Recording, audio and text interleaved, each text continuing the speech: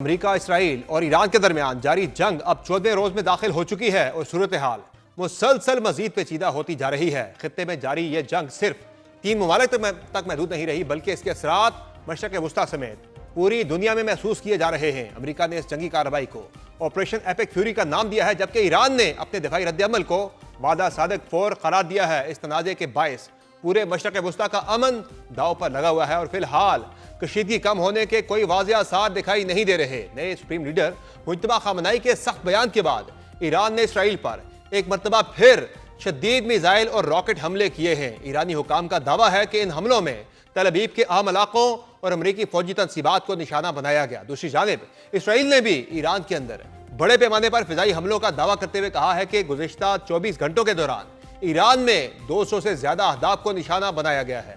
अगर ईरान की जानिब से की जाने वाली कार्रवाइयों का जायजा लिया जाए तो नए सुप्रीम लीडर के बयान के फौरन बाद ईरान ने इसराइल के मुख्तलिफ इलाकों पर शदीद बमबारी की। ईरानी हमलों के दौरान तल अवीव के मरकजी इलाके और वहां मौजूद बाज अमरीकी फौजी मराकज को भी निशाना बनाया गया। इसराइली ज़राए के मुताबिक इन हमलों में कम अज कम 200 अफराद जख्मी हुए। इसी दौरान इसराइल के जेर कब्जा अल जलील शहर में भी रॉकेट गिरने से तकरीबन 80 अफराद जख्मी हो गए। मिडल ईस्ट आई की रिपोर्ट के मुताबिक हैफा के करीब अल जलील के इलाके में होने वाले रॉकेट हमलों से 300 से ज्यादा घर तबाह हुए। गैर मुल्की मीडिया के मुताबिक ईरानी हमलों के बाद इसराइल के बेन गोरियन एयरपोर्ट पर शदीद अफरा तफरी देखने में आई। मुसाफिरों की बड़ी तादाद ने एयरपोर्ट छोड़ने की कोशिश की और कई परवाजें ताखीर का शिकार हुई। ईरान ने इस दौरान एक बड़ा दावा भी किया है कि उसने अमरीकी तैयारा बरदार जंगी जहाज अब्राहम लिंकन को मिसाइलों से निशाना बनाया है। पासदारान इंकलाब के मुताबिक इस हमले में बैलिस्टिक मिसाइल और ड्रोन इस्तेमाल किए गए और बाज़ रिपोर्ट्स में बताया गया है कि 4 बैलिस्टिक मिसाइल फायर किए गए। तमाम अमरीकी हुकाम ने इस दावे की सख्ती से तहदीद करते हुए कहा कि जहाज को कोई नुकसान नहीं पहुंचा और मिसाइल उसके करीब भी नहीं पहुंच सके। अमरीकी हुकाम के मुताबिक तैयारा बरदार जहाज मामूल के मुताबिक अपनी फौजी कार्रवाइयां जारी रखे हुए है।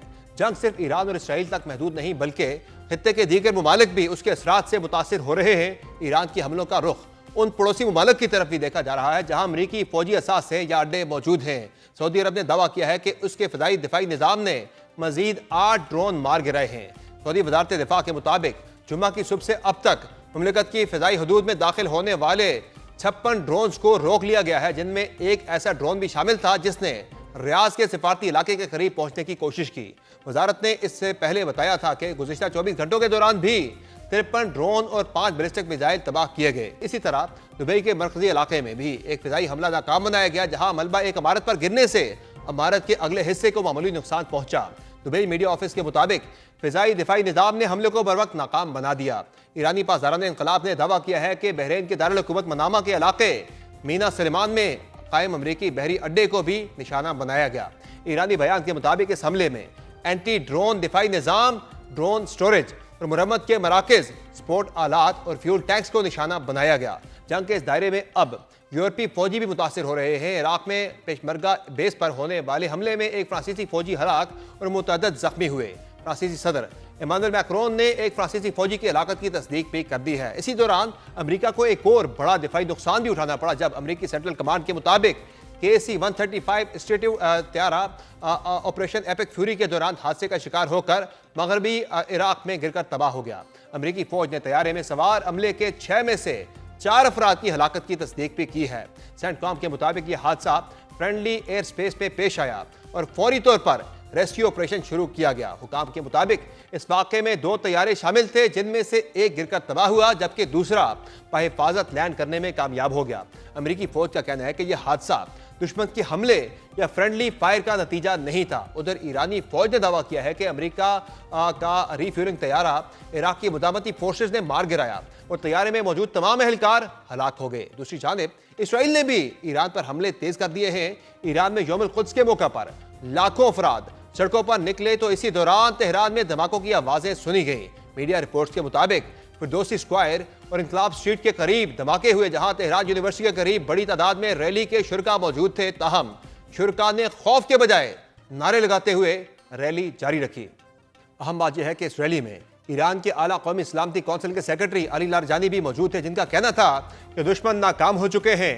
ट्रंप में यह शऊर नहीं कि ईरानी कौम एक फखरिया, मजबूत और अज़्म वाली कौम है। जितना अमेरिका दबाव डालेगा, ईरानी अवाम उतने ही ज्यादा अज़्म के साथ खड़े होंगे। दुश्मन के रैली रूट्स पर हमले उनकी मायूसी जाहिर करते हैं। दूसरी जानिब इस्राएली फौज ने गुज़िश्ता 24 घंटों में ईरान पर 20 हमले करके 200 से ज्यादा अहदाफ को निशाना बनाने का दावा किया है। इस्राएली फौज के मुताबिक इन हमलों में बैलिस्टिक मिसाइल लॉन्चर्स, फिजाई दिफाई निज़ाम और असलहा तैयार करने वाले मराकज़ को निशाना बनाया गया। अमरीका और इसराइल के मुश्तरका हमलों में बुरोजर्द में पुलिस हेडक्वार्टर तबाह किया गया, जबकि तेहरान में बसीज फोर्स के एहलकारों को निशाना बनाया गया। इसराइल का कहना है कि तेहरान में एक ऐसे कंपाउंड पर हमला किया गया जहां जौहरी हथियारों की तैयारी से मुतालिक सरगर्मियां जारी थीं। ईरानी वजारत खारजा का कहना है कि अमरीकी और इसराइली हमलों से वो शहर न्यूक्लियर पावर प्लांट को खतरा लाहक है।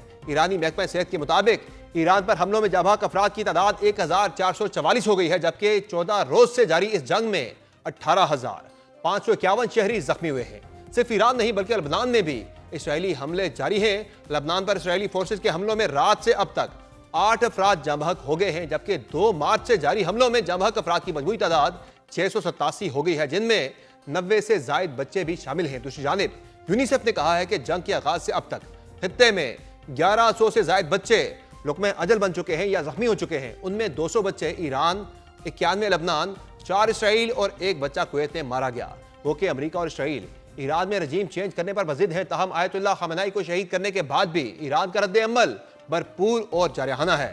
गुज़िश्ता रोज ईरान के नए सुप्रीम लीडर मुज्तबा खमेनी ने अपने पहले बाज़ाब्ता बयान में अमरीका और इसराइल को 2 टोक पैगाम दिया। उनका कहना था कि अवाम यकजहती के साथ दुश्मन को शिकस्त देंगे, शोहदा के खून के बदले के हक से दस्तबरदार नहीं होंगे, अपना हुर्मुज़ बंद रहना चाहिए और मशरिक़ वुस्ता से अमरीकी अड्डे बंद किए जाएं। अगर ये बंद ना हुए तो हमले जारी रहेंगे।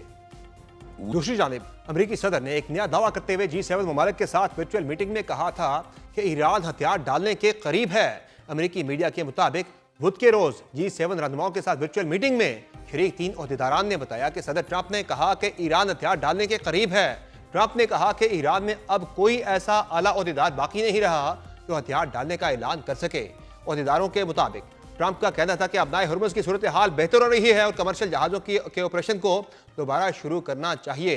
ट्रंप ने कहा कि हमें यह काम मुकम्मल करना होगा ताकि 5 साल बाद ईरान के साथ दोबारा जंग ना हो। ताहम उन्होंने जंग के खात्मे से मुतालिक अपने मकासद और टाइम लाइन पर वाज़ेह मौक़िफ़ नहीं दिया।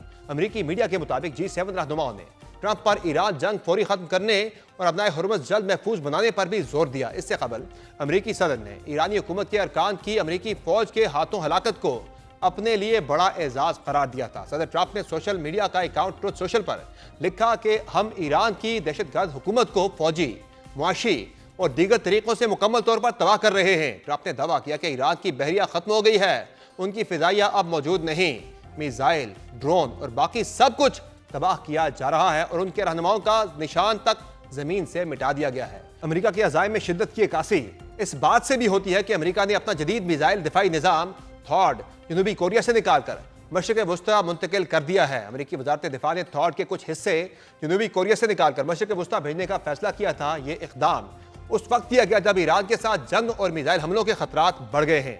रिपोर्ट्स के मुताबिक यह निज़ाम इसराइल और खित्ते में मौजूद अमरीकी फौजी तनसीबात के दिफा को मजबूत बनाने के लिए मुंतकिल किया जा रहा है। यह दिफाई निज़ाम शुमाली कोरिया के मिसाइल खतरे के मुकाबले के लिए 2017 में जनूबी कोरिया में नस्ब किया गया था।